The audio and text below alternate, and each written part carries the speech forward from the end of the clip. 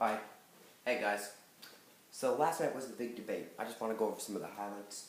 I think Trump really targeted Michigan and Ohio voters who haven't gotten a raise in 20 years, who have lost their jobs, and asked Clinton why she's not taking action. And he's saying that he'll protect them, he'll fight for them, trying to get the working class vote. Trump interrupted a lot, and he was very animated, talked off the cuff at the end of it. At the beginning he was really good though. He was really presidential at the beginning though. Clinton argues against Trump's proposed tax cuts for the wealthy, really what Bernie Sanders was echoing, trying to get his supporters.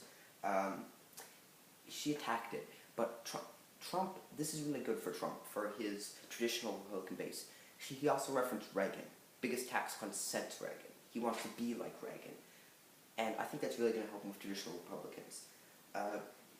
The other thing is that Clinton talked about the little guys, that Donald Trump called them, the people who, working class voters. She said Trump mistreated them with his business. You know, Trump said it's obligation. He's going to take advantage of people in his business. Clinton also said she can work well with NATO allies. Donald Trump says other countries should pay their fair share. He wants NATO to focus on terrorism. So really a different perspective there. He also talked about law and order, Donald Trump did. I think that worked bad with minorities. When they asked minority question, he answered that way.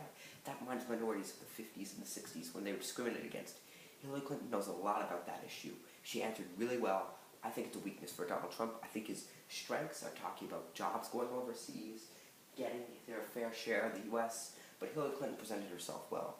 I don't really think either side lost a lot of votes or gained a lot, but it's still interesting to watch.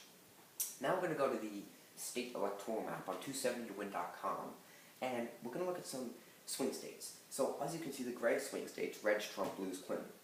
Now, one of the most underrated swing states is Nevada. Nevada has 6 votes. Trump's been leading in the polls. Obama carried Nevada in 2008, 2012. That is very crucial.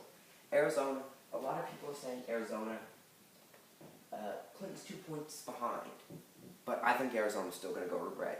Georgia, a lot of people have said that too. Clinton's only like 2-3 points behind in Georgia.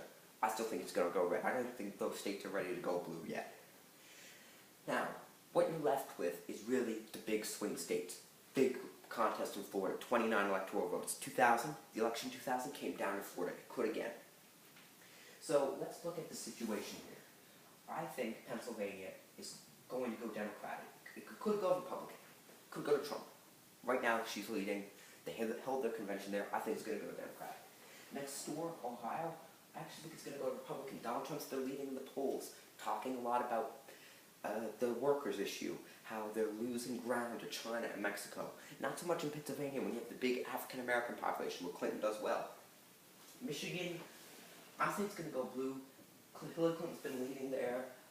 Flint water prices obviously looks bad on the Republicans. A lot of African-Americans, some African-Americans.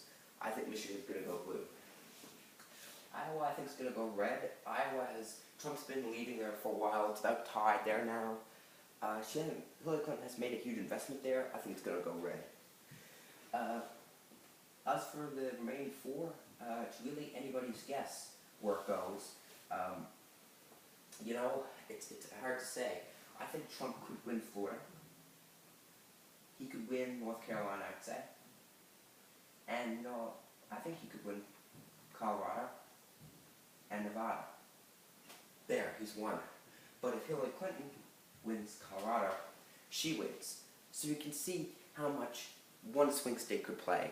And these swing states, one day Trump's up 10, next day Clinton's up 2, one day Trump's up 5, one day Clinton's up 9.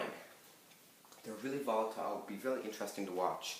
Virginia, some people say it's a swing state. I think Clinton's got it locked up with Tim Kaine, and Virginia was carried by Obama twice.